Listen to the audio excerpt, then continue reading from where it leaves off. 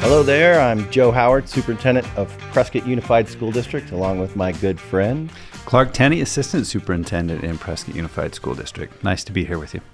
So we're excited to be on the first podcast of the year with Cast 11, and we're going to just talk a little bit about what's going on in the Prescott Unified School District. First, some backgrounds. I am on my 8th year as the superintendent in Prescott Unified School District. Prior to that, I was assistant superintendent for 5 years, also in Prescott Unified, and was the principal of Prescott Mile High Middle School, as you know, for 7 years. Maybe some of the most fun years of my life as the principal. Yeah, fantastic. And your Badger roots go back even farther than that. You're a PUSD product yourself, is that right? Absolutely, class of 89. And almost as good as the class of 87. They're both pretty good from what I understand. Great. Yeah. Tell us a little bit about your PUSD experience, and then I'll go back to even prior to that with my career. Okay. Yeah. So same in my case, Badger myself went to Granite Mountain Junior High School back for 9th grade, and then graduated from Prescott High School. My career has kind of taken me a few different places. I started teaching high school in Utah, went over and taught overseas at a private international school there for 12 years, elementary school, and then as my wife and I were ready to transition with our family back to Prescott, we maintained a home here the entire time. She grew up here in town as well, class of 89 with you. Yes. So valedictorian, if I remember, or top of the class for sure. She's pretty sharp for sure. I'm not sure why she chose me, but at any rate, as we were looking to come back to Prescott, I was very fortunate to find a social studies teaching position at PHS. So taught there for, I want to say 7 years. Yeah. And then was selected to be principal at Abaya Judd for 4 years, Abaya Judd Elementary School, and loved that. Maybe the highlight of my career. I've done a lot of great things. Fun? Oh, it absolutely is, and especially there. That was just, I told people lots of times, it's like going to Disneyland every day, except for the lines were shorter. It was great place to be. Back to the high school for 3 years as assistant principal there, helping out, and that was a lot of fun. Great step in my career. And then for the last couple of years, I've been at the district office in our human resources capacity and assistant superintendent now. Well, sorry to keep moving you around so much in PUSD, Clark, but duty has called over the years, and your leadership has really stepped in at crucial times in PUSD. So I just want to publicly thank you for being willing to go and do whatever you need to do for the Prescott Unified School District. It's really done a lot over the years. No problem. It's been my pleasure. Loved each of my stops and the things I've gotten to do. People I've been able to work with. It's been super for me personally and professionally. So hopefully it's been helpful for the district as well, because this is a place that I love to be. Yeah. It's fun to think about how similar our tracks are. Yeah. But a little bit different. Yeah. You went to Granite Mountain, and I went to the rivalry Prescott Junior High just a couple years later when I first moved here from Nebraska. Sure. I moved here because my dad became the superintendent. He was a superintendent in Nebraska, and we heard of this place, Prescott, Arizona. There you go. We learned real quick it should be Prescott, but we expected cactus, and we got pine trees, and that was 35 years ago plus. Yep. 1985 for us, but I definitely took the education path as well, and ended up being a teacher out at Heritage Middle School. I couldn't get a job in Prescott because there was no turnover in Prescott in around 1995. And so when we still have lower turnover than almost any place else, we'll talk about that maybe a little later. It's an important one. Yep. So I spent a great 7 years in Chino Valley at Heritage Middle School with our also good friend Harold Tenney. Right.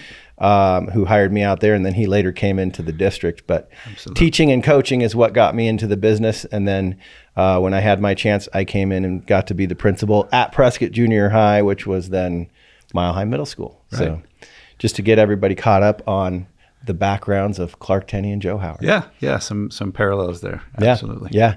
But again, I'm thrilled to have you, Clark, in the district office now in the capacity of assistant superintendent in charge of HR, and it has really rounded things off in our district in terms of district administration, and it's been fun having you there. Well, I appreciate that. And it's a huge district. There's a lot of responsibilities. We were looking just the other day, I think you and I at our enrollment.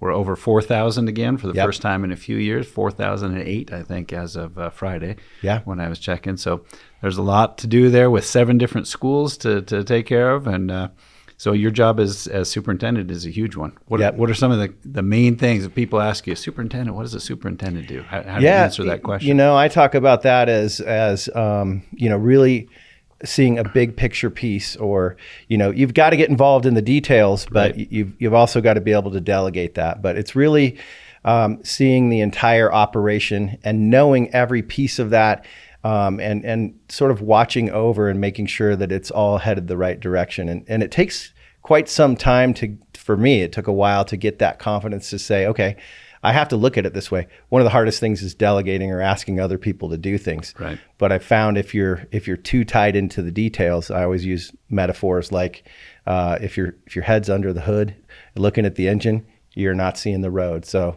one of the best ways I can describe my job is to make sure I'm seeing the road. I also compare it a lot to being like a boat captain, because that's something that's near and dear to my heart. There you go, right? You have to know all the systems of your boat or your ship or your school district, and you have to know all of the people and have good relationships to be able to direct that as life comes your way and things happen. And like over the years, things like COVID or things like student issues or discipline or so many different things. All of those things, as the leader, you have to own each and every one of them. But you certainly have to delegate the handling of each and every one of them. So, and fortunately, we've got terrific principals at each school. You want to kind of run down the schools that we've got in PUSD and who leads each of them? Yeah, let's do that. So, let's start with the little ones. We've got Discovery Gardens, that's right, yeah, which is based out of Washington School, but we have a satellite pre-K in every elementary school. So Lincoln, Taylor Hicks, and Abaya Judd. So Discovery Gardens is our preschool, I'm hearing that's you right. say. All right. And that is headed by the director, Stacy Williams.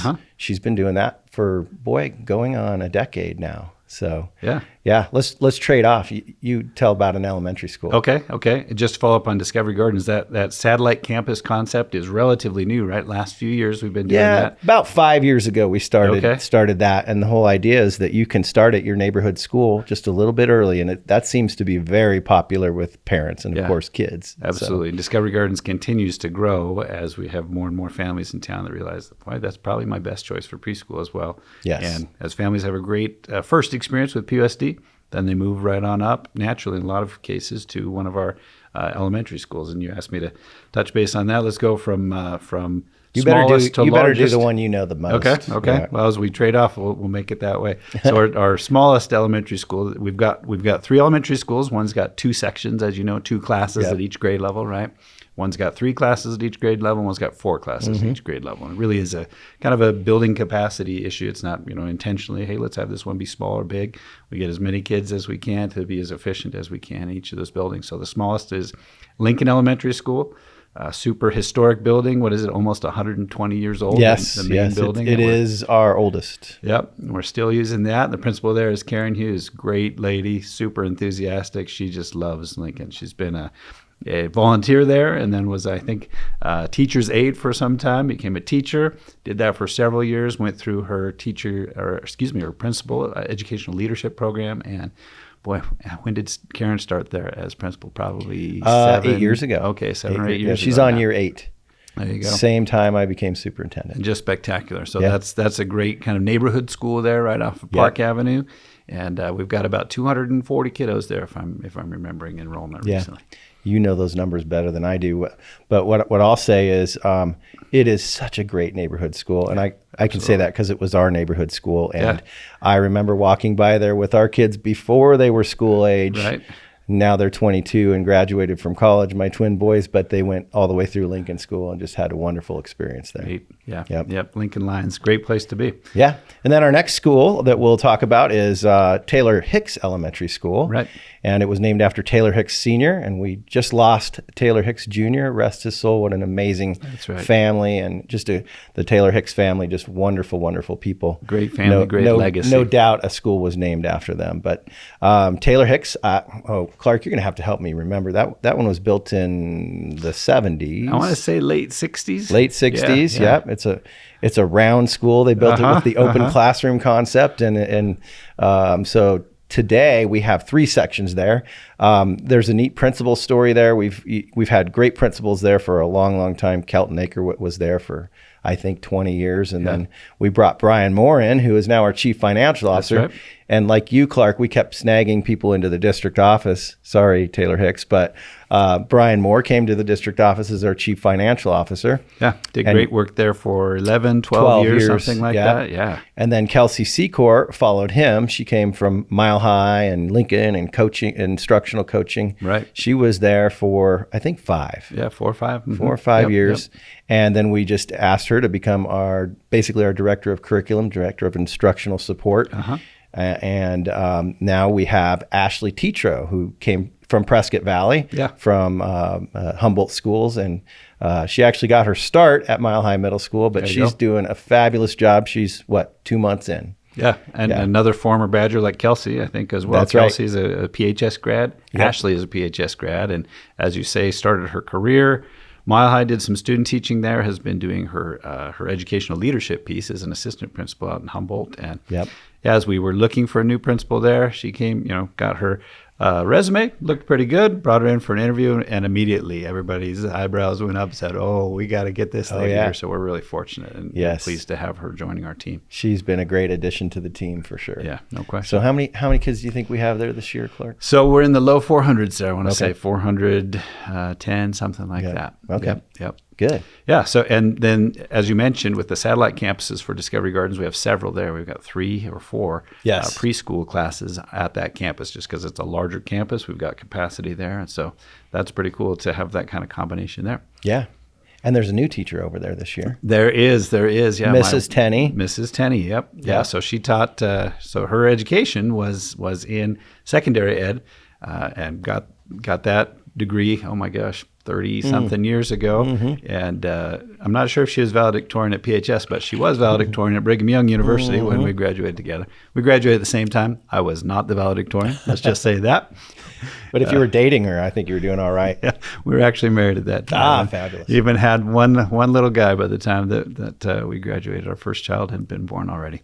At any rate, so she kind of put that in her pocket and didn't use that for years as she raised our kids at home. We were really fortunate to be able to do that. Most teachers are not able to, but with our position that I had in Japan, we were pretty well compensated there. So that worked out really nicely.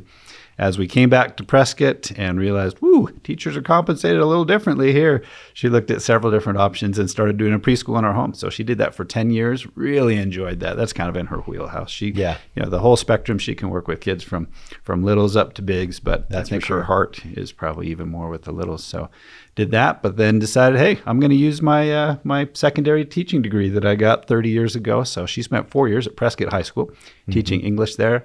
Loved that, but then when a position came open in Discovery Gardens just this year, she applied, and I think Stacy Williams, as you mentioned, our director there, looked and said, oh my gosh, we've got a certified teacher who's got a spectrum of experience, been teaching preschool 10 years, knows what it means to be a teacher in a school with the programs and the structure we've got there. So and she's enjoyed that so far. It's been super fun for her. Another similarity, Clark, between you and I, there you go, is that my wife is also a preschool teacher right downstairs from me at the district office or Washington School. Yeah.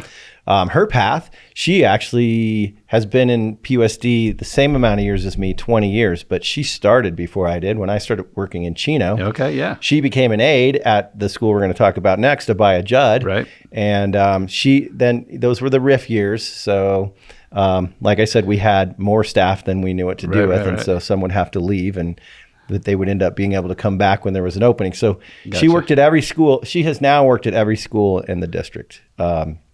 But she spent 12 years at Mile High. Neat. One of which, when I was the principal, I never saw her. We were too busy running around. Right, you weren't her direct supervisor there, but 12 years teaching special there, and then just 2 years ago, she moved to preschool, and she misses middle school, and she loves middle school, but she smiles all the time now, all the time, and so do I, because I'll take a break from work and go downstairs. And you know how that works. And we run into these amazing kiddos that are just starting out their career in PUSD. And I'll bet, like me, you hear fun stories every night about what the kids in class did or said. Absolutely. Or absolutely. In fact, this morning on our hike, she had a baggie and was clipping flowers.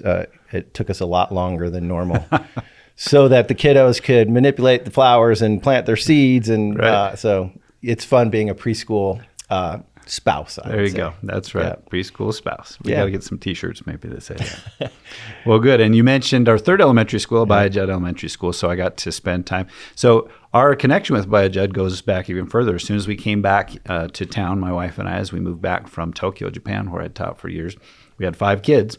One had moved beyond elementary school, but we had 4 that were going to be in elementary school. And we looked at our various options and decided you can't go wrong. Lincoln would be fantastic. Taylor Hicks would be fantastic. Abaya Judd we'd not had much interface with because it's a newer school. Right. It was built just after I graduated high school. So, I mean, I knew it was there, but didn't know much about it. We happened to live in the Abaya Judd attendance boundaries, so we sent our kids there. Spectacular from day one. We just absolutely loved it. We had a 4th grader and a couple of 3rd graders that started there. We have twins, just like you. Yep. So another similarity there.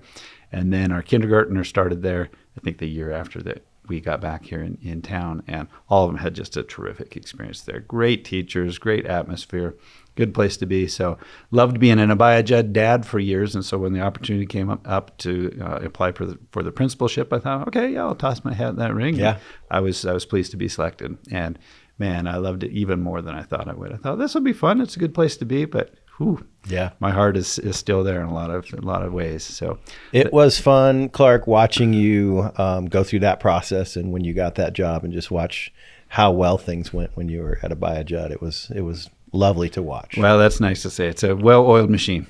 I didn't derail it for 4 years. I guess I can say that for sure. You took it to a new level, which was hard to do because it was already at a great level. And great folks there, like we mentioned. That's our school that has 4 sections or 4 classes at each grade level. And so between all the way from K through 4, and then we've got 1 preschool class there as well. But just the K through 4 piece, we're looking at about 520 kids, and then another 15 or 20 in that preschool class. Kids rotate in and out. They're not all there every day in preschool, right? Yeah. Kind of up to and the a family. new principal there, Rachel Chungalo. That's not exactly new to right. PUSD. Right. Or right. certainly to you when you were the principal there. So Rachel taught for us, taught kindergarten at Miller Valley School before we had to close Miller Valley when we had a big for-profit charter school come into town and siphon some kids away. And that was kind of a sad time for us. That was tough. The riff times. When you said the riff times, you're not talking about somebody with a groovy bass guitar getting something going in the background. I wish. That's reduction in force. That's something we had to do for a couple of years there as the budget was real tough. And Arizona legislature has historically not funded schools super well. So we're in a much better place these days than we once were. You're exactly right. But at any rate, Rachel taught it at Miller Valley for a few years, did a great job there. We were super happy to inherit her at Abaya Judd. And boy, she just from day one stepped in as a leader of that kindergarten team. Great classroom teacher, super innovative with technology and a bunch of things. And so it's been neat to watch her career as well. She's become national board certified as a teacher. Yeah. That's something. That was a neat moment. We had a big celebration when we surprised her with balloons. And there you go. And only fabulous. 3% of teachers nationwide have that distinction. A ton of work to go through that, but she's done that. She's gone through her educational leadership piece. She was in charge of what we now call our PUSD Everywhere, our online programs for a couple of years. We'll have to get into that in a little more detail later too. There you go. And then as the principal position came up, she was interested in that. Was a perfect candidate for that in a lot of ways. So it was an easy call, I think, for us to tap Rachel Chungalo as the new principal at Abaya Judd. And let's mention the name Abaya Judd. That school was named after a past superintendent who was just an amazing Prescottonian. I believe he had military experience and in and out of Prescott his entire life, and then superintendent in, would you say, for years, late principal for years. 50s, early 60s? Right. I think that's right. Yep. We get people all the time would call and say, "Okay, is this Abaya Judd?" So, it's pronounced Abaya. So that's a name you don't hear very often. I think it's mentioned one time in the Old Testament. That's maybe where his family got it from. But there you go. Great man, did great things in our school district for years. So real similar to Taylor Hicks being named after a former longtime superintendent in Prescott decades ago. Abaya Judd, same thing. Longtime superintendent and principal in Prescott from years ago. So that wraps up our elementary schools. There you go. Although Granite Mountain, we kind of call it an elementary intermediate school. There you go. That's right. From that point, every student in our district goes into 5th grade together at Granite Mountain School. And we reconfigured this 7 years ago. This will be the 8th year that we've had our district set up this way, and it's kind of unique. We don't see this a lot. Yeah, you don't see that in a lot of other districts, K through 4 schools, and then 5 and 6 together. But we did that based on input we got from our community, didn't we? As we were looking at, hey, what's the best way to restructure things going forward? We're going to have to close at least a school, probably 2 for budgetary reasons, like we talked about. We had all kinds of ideas, and presented a bunch of ideas, and this was an idea that parents came up with and said, we like these ideas and those ideas, but how about this? And so we all jumped right on that, and that ended up being what we all believed in together as a community. So really happy about how that happened, and it's been great. And, we've kind of tried to keep the elementary concept more so at 5th grade, and then transitioning towards middle school more in 6th grade. And that's been really neat to watch Teresa Brusso, who's the principal there, put that together and really work with that staff and those kids as things change and grow. And it's been interesting as we work with things like social media, as that has grown during the same time, and then going through COVID and that type of thing. It's just interesting how we work with those things to make sure that the kids are headed the right direction.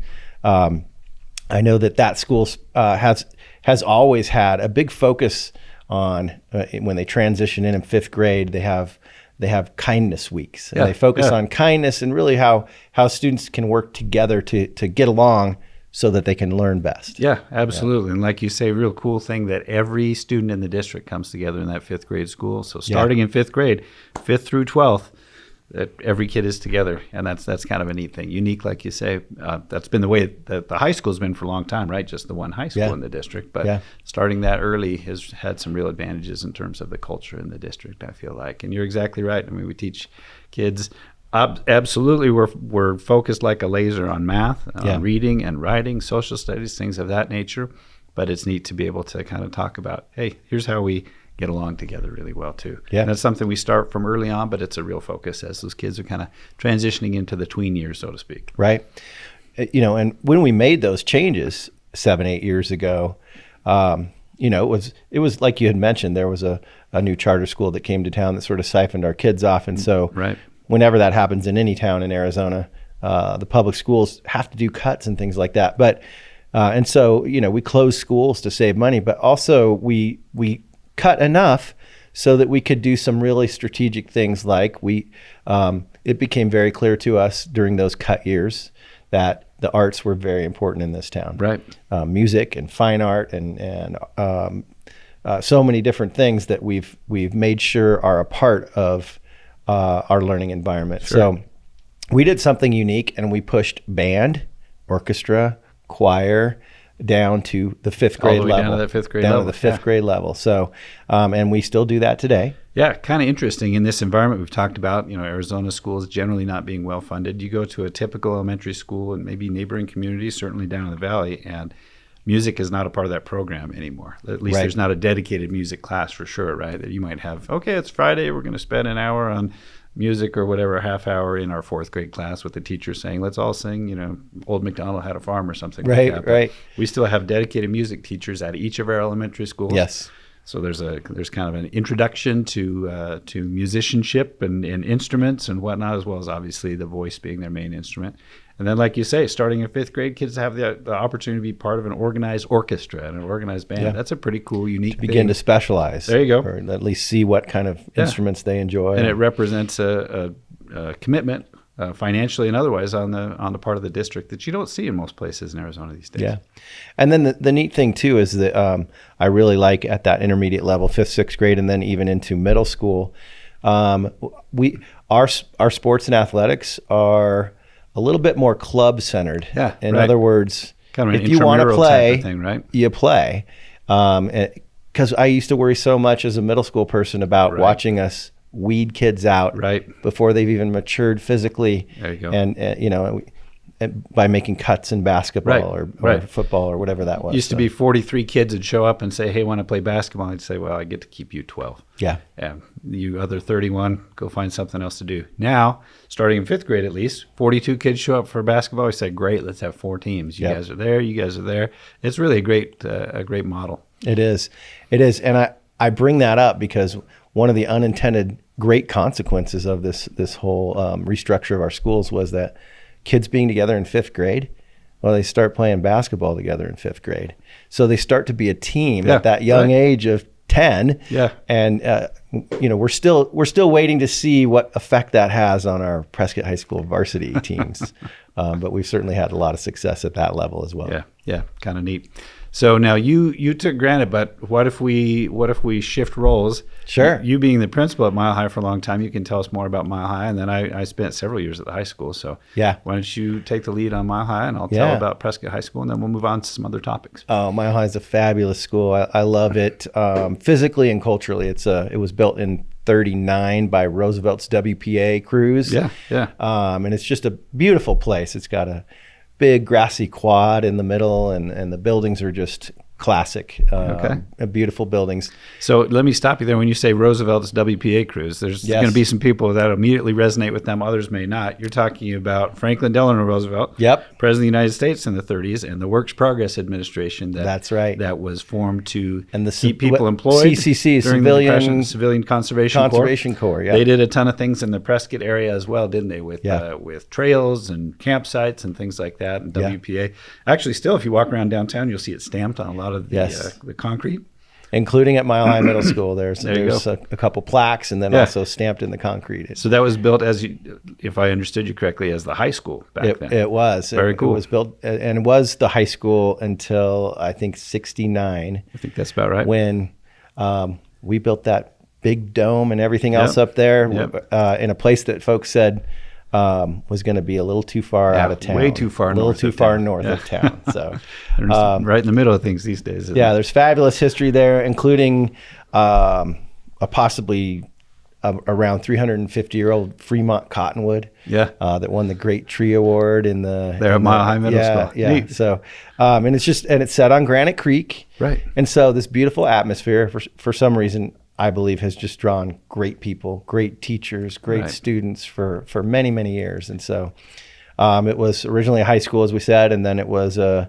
7, 8, 9 junior high. Okay. And then in the early 90s, it shifted to a middle school concept, which we still have today. And that's kind of grades 6 through 8, that's the middle school model. Gotcha. 6, 7, and 8. And then when we did this restructure, we moved the 6th grade to Granite Mountain, which was also a junior high or a middle school over those years.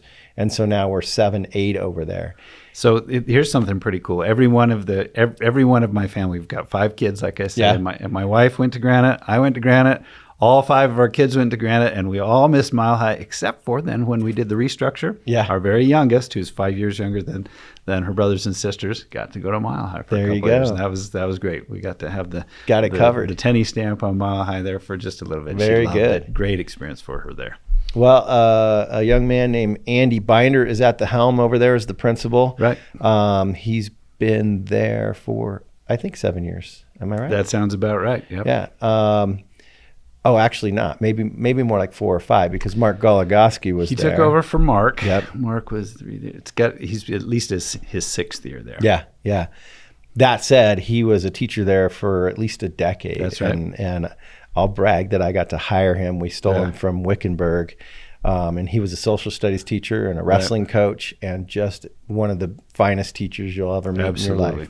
Well, and that's kind of the mode with our principals is, generally speaking, at least recently, we've developed leadership from within the district, and in almost every case, they've been one of our very best teachers in the district. Fortunately, with 210 teachers, we have several additional outstanding teachers that haven't become principals, but in almost every case, it's some of our top folks that we've said, hey, you know what?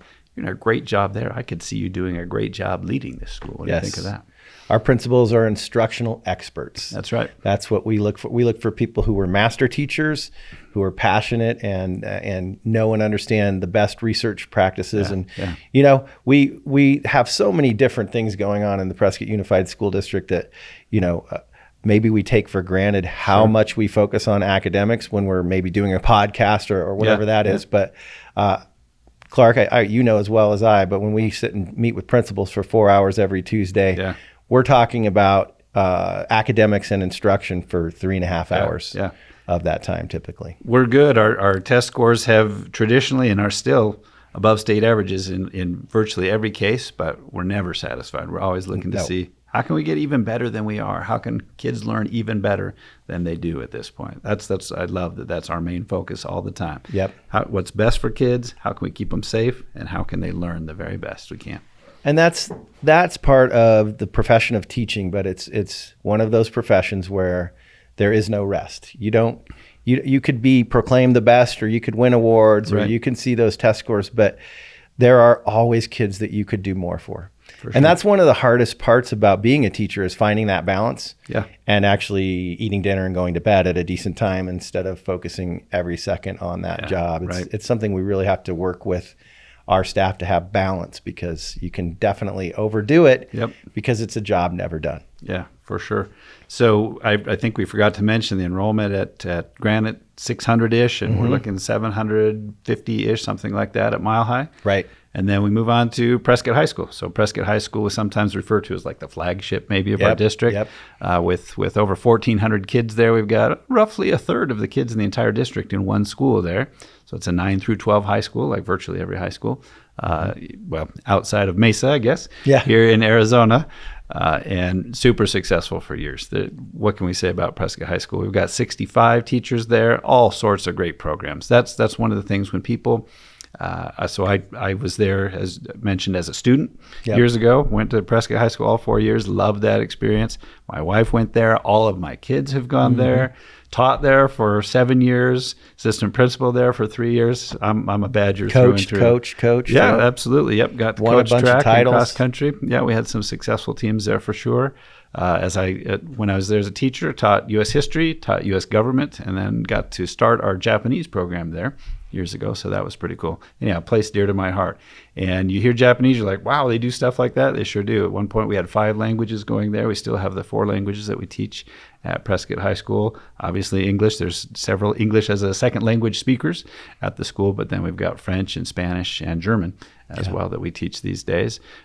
Super great CTE, Career and Technical Education program, 7 different programs there, everything from ROTC, computer networking, technical theater, digital animation, video and film, things like that. Some business. Quite a business suite. Yep. Absolutely. Quite a bit going on with business. Yeah, so more of kind of the white collar career and technical education type focus. And then we tap into our Career and Technical Education District here, the Mountain CTED District that we've got here.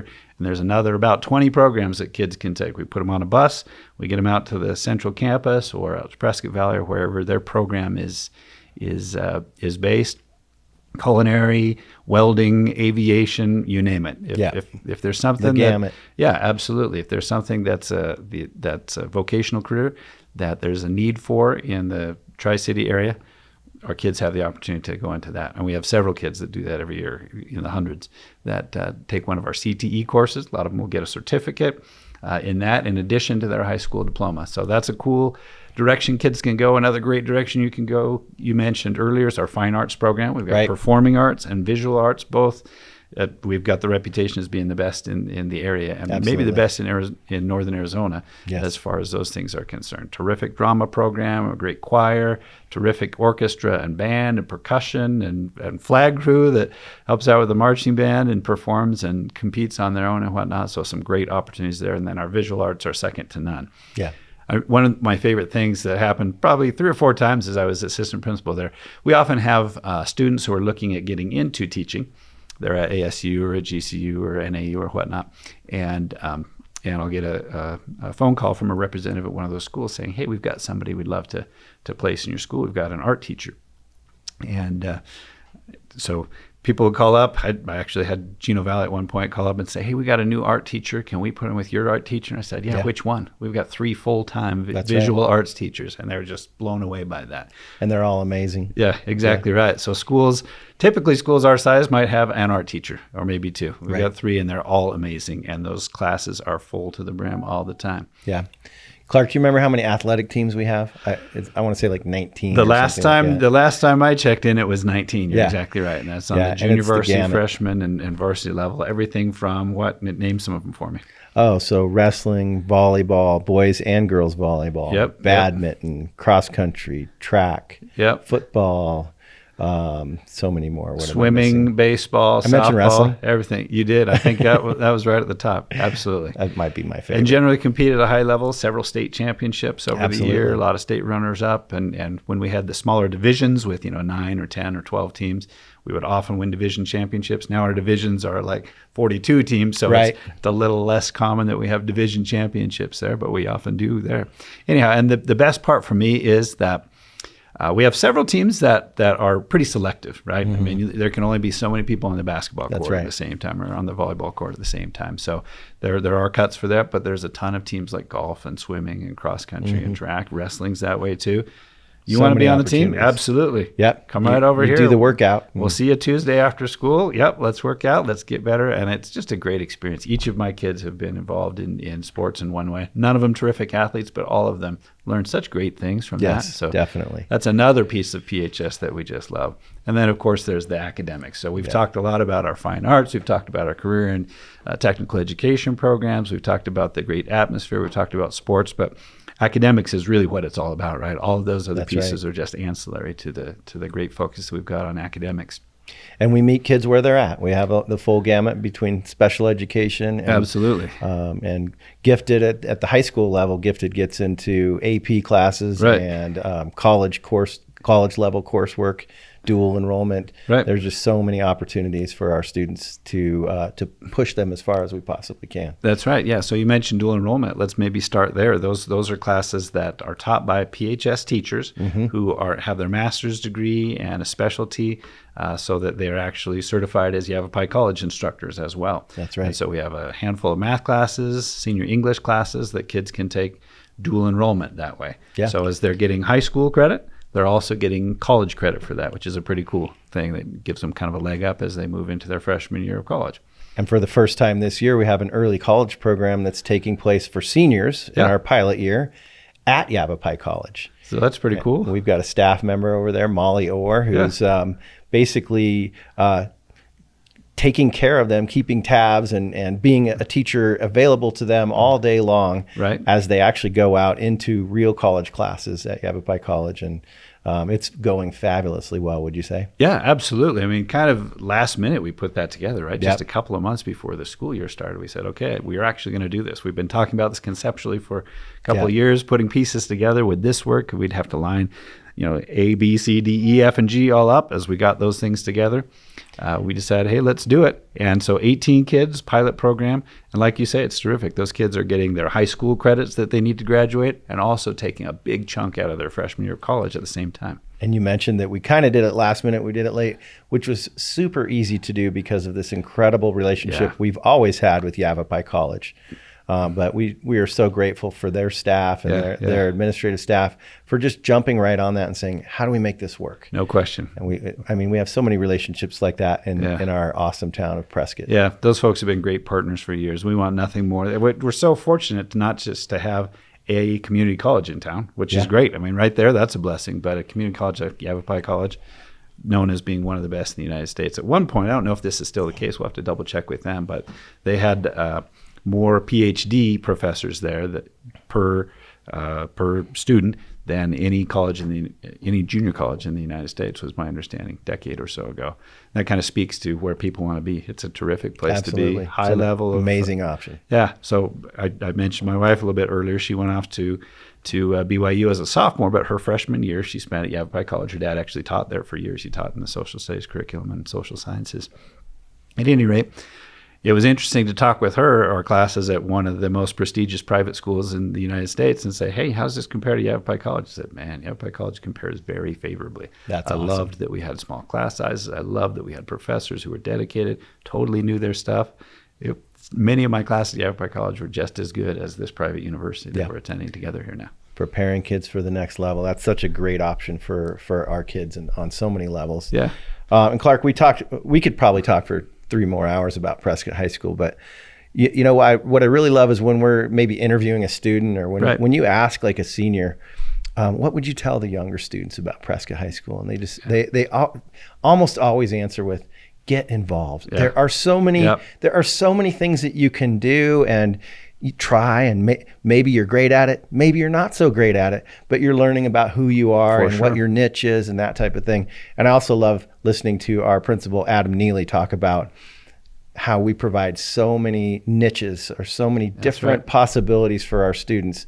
And that's really one of our main goals, is just to continue to provide an unlimited amount of things for our students to get involved in. And it goes back to what you were saying about athletics there, is there are so many lessons, whether it's academics, music, any fine arts, athletics. There are so many lessons in how to figure out life. And there are so many great examples at Prescott High School of these teachers and coaches who are experts at leading kids through those and being a resource and making that a great experience. 100%. One of the things that Arizona is known for is charter schools. We've got some really good charter schools in town. We do. But they're kind of a one-size-fits-some That's right. model. And if you happen to fit the way that they do it, awesome, that's the place for you. And there are a lot of families and kids in town that, they go to charter school A or charter school B, and it works out really well for them. And more power to them as far as I'm concerned. But it's neat at PHS. You can find stuff. I love that my own kids discovered stuff they didn't even know about themselves. Yes. They were pointing in they thought they were going in one direction. They got to Prescott High School, got to try out several things, and went in a totally different direction. I'll give you a quick example. Our oldest, Brigham, had no idea that he'd be interested in this, but he got involved in the CTE program at PHS, the Career and Technical Education program. He took computer networking there. Learned some cool things there and said, hey, I might want to do some more of this. So that when he went off to university, he got more involved in that, and he's a software engineer now.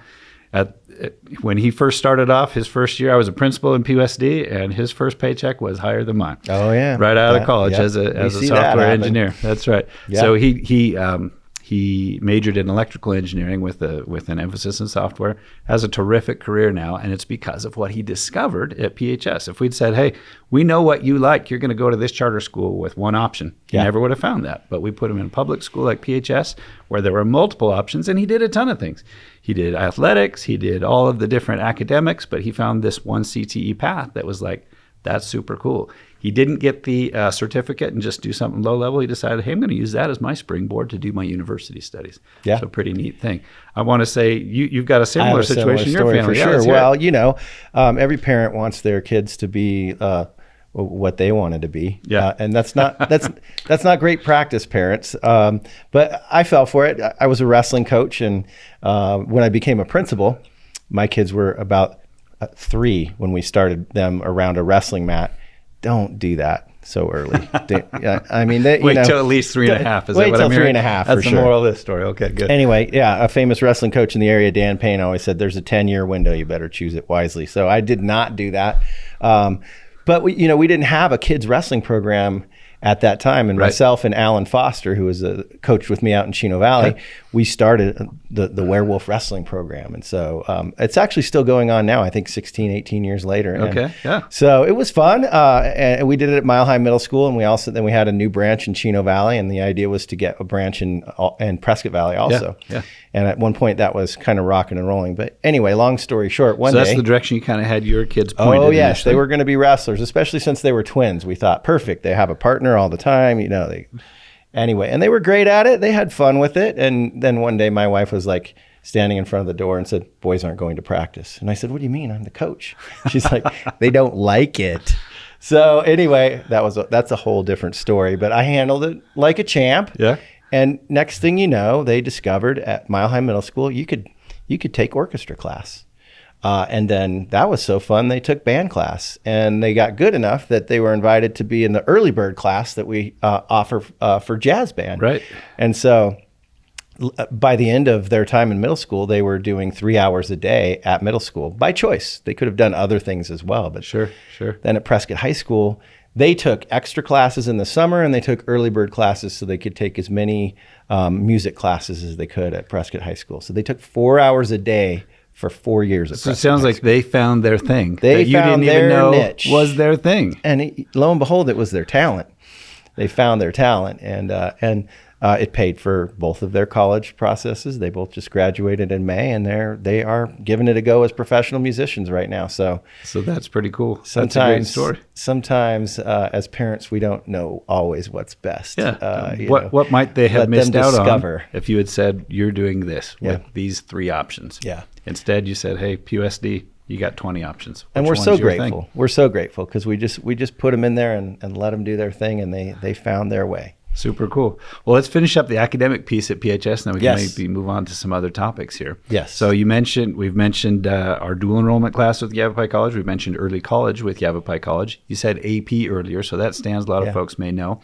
Well, stands for assistant principal. That's not what we're talking about. Probably stands for several other things, but it stands for advanced placement. Advanced placement. Yeah, so there's several courses. We actually have 13 different courses at Prescott High School. I think it's the most of any high school in the area. I was going to say that's pretty comprehensive. It's got to be 13 AP courses. Anything from advanced placement calculus to advanced placement U.S. history, advanced placement 12th grade English, advanced placement 11th grade English, advanced placement music theory, absolutely, advanced placement chemistry. So kids can take these classes, and those are college level classes taught by our trained high school teachers. And then at the end of the year, we don't just say, I took this college class. They actually take a test. We encourage every one of our students to take that test. And if they can get a score 1 through 5, if they get 4 or 5, most every university in the area will recognize those and grant college credit for that. 3, 4, or 5 in many universities. Yeah. And so all of my kids took some dual enrollment classes and some AP classes, and that took a big chunk out of what they needed to do once they got to college. They were really ready for college because they'd taken some college level kind of prep courses at Prescott High School, but also a bunch of credits. They all went to college with like 15, 20 credits in their pocket already. So in one case, my daughter's case, she graduated from BYU in 3 years. Because she had all those AP credits in her pocket. And we love that as parents, don't we, Clark? That was a super great cost saving. So, you're exactly right. We do have the whole spectrum. We have kids that show up, honestly, to school each day. They're not interested in being there. They're there because mom and dad made them go there. And we can meet them where they're at, bring them along, get them to the finish line, get them that degree that they need to find the next step in their lives, for sure. We have CTE classes for kids in many cases as well. Some of our very most successful, high-achieving kids are in CTE. Some of our kids that they couldn't find anything else. And they said, welding, I might do that. That's a pretty cool thing. We've got all that as well. But we do have some of the very most high-achieving kids you're going to find anywhere. That's right. There's kind of a misconception out there that if you're super sharp academically, you're going to go to this charter school or that charter school. I will take our top 20 kids at PHS and put them against the top 20 kids at any charter school anywhere. Absolutely. And Prescott is kind of a mirror of the state, which is kind of a mirror of the nation. And 85+% of our kids go to public schools. Right. So it's public schools is a beautiful thing, and it's a big piece of what the United States is all about, and what our forefathers had in mind for what our country would look like, and it's not going away. Amen to that. Yep. So we have kids that, they barely make it across the finish line for sure. They get their diploma and we say, whoo, I didn't know if Jennifer was going to get that or Johnny was going to make it there or whatnot. But we have also kids in the last several years who've gone on to places like Cornell and Princeton and Gonzaga and Stanford. We're super proud of the product that we put out there. And I think, Clark, isn't it around 70% of our students are college bound, which is pretty high? Yeah, that's exactly right. Pretty high in one of the highest comparison percentages of that you're going to find anywhere in the state. You look around for sure. Absolutely. So it's Prescott High School is a pretty amazing place. I do want to, let's just mention a couple of the spin-offs of that too. Sure. You mentioned that kids maybe struggle to walk across that stage, and we are sensitive and thoughtful to that. We have a dropout prevention program called Genesis. And we've had that for at least 15 years, Clark. It's been in place for a long time. And what a great thing. There's kids who they just try the standard mode in school, can't make it work for one reason or another. Attendance issues, or they just academically, it's just too challenging. Got things going on working 2 jobs. There you go. Things going on at home. They got to take care of little brothers and sisters, or they're working a couple of jobs, things like that. And in past years, those kids wouldn't have had any options. We would have said, well, this is what we got. You got to show up at 8 a.m. and take English and math and whatnot and stay to the end of the day, or else you got to drop out. So this is that program, like you say, that prevents them from dropping out. We say, hey, we're going to move everything online for you. You can take care of little brother and little sister. You can work that job. And then at flexible timing. Absolutely. Support from a teacher. Let's get these things done, and we're here to support you. Yeah. And now, like I said, we've had that for a long time, But last year we just piloted, and we're really in our first full year of a program called PUSD Everywhere. Yeah. And that's our online program that, we kind of had those options for high school students, but not widespread. It is now widespread for high school students and also elementary students. It's a K-12 program. Yeah, absolutely. It's meant for flexibility. It's meant for kids who have different situations, like maybe they're moving towards being a professional athlete or a professional dancer. Mm-hmm. And, we all have known those types of kids. Right. They're traveling all the time. And so Right. this program meets them where they're at. Or we have hybrid, where you can take some classes at the high school and you can take some classes online. And for all of these, you can show up and do any of those extracurricular activities that we read that long list of just a little bit earlier. So if I was a traditional online student, I would drop out of PUSD, I'd find something online, I'd work on the software through the day, and that would be it. But I'm hearing a situation where a kid can still be that band kid, still be on the volleyball team, still be on the football team, and with take real live teachers. Very cool. That you get to meet and talk to, and they're there to support you. Very cool. And in many cases, the very teachers they had the previous year before that they're familiar with, oh yeah, that was my English teacher when I was a freshman. Yep. Now they're doing the PUSD Everywhere class for me. Yeah, and the way we do that is that some of our teachers at the high school, for instance, one of their periods will be to work with or an extra period for them will be to work with these kids online. Yeah, very cool. Yeah. What a great thing. You mentioned, again, the whole spectrum of things that we've got for kids. We'd be remiss if we didn't talk about our special education programs. Absolutely. So this is pre-K through 12. Mm-hmm. We've got kids who are on their way to Cornell and Princeton and Gonzaga and Stanford, but we've got kids who they've got special needs, and we want to meet them there. So that's one of the things that we love. And again, contrast us to charter schools. Charter schools, technically, legally, are supposed to have programs like that, but a lot of times they don't have the structure to be able to support kids like that. So every kid with significant special needs in the entire area, they're in our PUSD schools. And every kid who have, they just need a little support here with reading or a little support with math, we got stuff for them as well. We've got physical therapists, we've got occupational therapists, we've got speech language pathologists, we've got specifically trained SPED teachers, and a terrific program. I was looking, actually, this doesn't even include our teachers' aides, just the people who are involved in our SPED program district-wide, 50 different people. That's more people than are total employed at most of our local charter schools. That's right. And highly trained, passionate about helping these kids to have the same chance as everyone else. Neat. So I love that it sounds to me like PUSD has something for everyone. We're talking pre-K through 12. We're talking about kids who really struggle, need support, kids who are just on their way to success. All we got to do is high five them on their way up. That's right. That's pretty neat. So Clark, this is a long roundabout way of introducing our motto, which is every child, every day. Love it. And so if you've listened to this entire show, those are all perfect examples of our main goal is to be there for every single child, every single day, and take them as far as we possibly can. And one of the neatest thing that's ever happened to me in our career, or my career, was when we were accredited by Advance Ed, which is now called Cognia. When they spent 4 days with our school district going into all of our schools to see if we really walk our talk. And those 4 days were on the tail end of months of us preparing and pulling data together and whatnot for them. Okay, to show them that we're not just saying it, we're doing it. That's right. But one of my favorite parts of that, or probably the most significant part of that, was that they said, your motto, every child, every day, is alive and well in every single aspect of your school community. So we heard it from kids, we heard it from parents, we heard it from teachers, we heard it from administrators, we heard it from community members. And to me, that's been our goal, is to continue to keep that alive. And it's always just a great reminder for all of our staff to remember that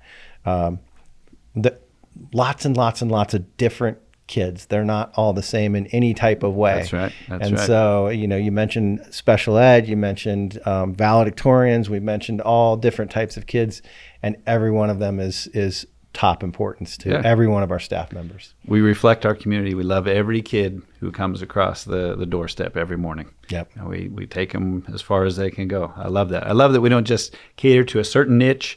Oh, if you're this kind of kid, we got a spot for you. If you're that kind of kid, yep, we're the right fit for you. Yeah. If you're any kind of kid, you can come to PUSD and you'll find stuff that you knew that you loved Yep. And you might find stuff that you didn't know that you loved and become that professional musician or that software engineer or something that wasn't even on your radar screen when you started with us. Yep. And we hope we're going to challenge you in a great way. That's right. Well, Clark Tenney, it's been a blast sitting here talking about the work that we do every day and this wonderful organization called Prescott Unified School District. I could talk about it for 3 more hours. I don't know about you. Yeah, back at you. I've loved, my personal professional journey as I've gone, from teacher to principal to district administrator in PUSD.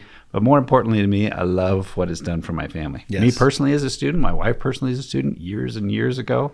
But seeing our 5 kids come all the way through the PUSD schools and the launch that it's given them to successful careers and successful lives and successful contributing opportunities as community members has been super cool to watch. Yeah, I've been thinking a lot these days about how many generations the Prescott Unified School District has affected. We're well over 150 years in operation and just really the heart of the community in so many different ways. And so it's a blessing to be part of that. Yep, super cool, something to be proud of. Well, Joe Howard, it's been my pleasure to talk with you today. You too, Clark. And like we always want to say to all of our community members and our listeners, if you're interested or you like what you've heard today, come join us.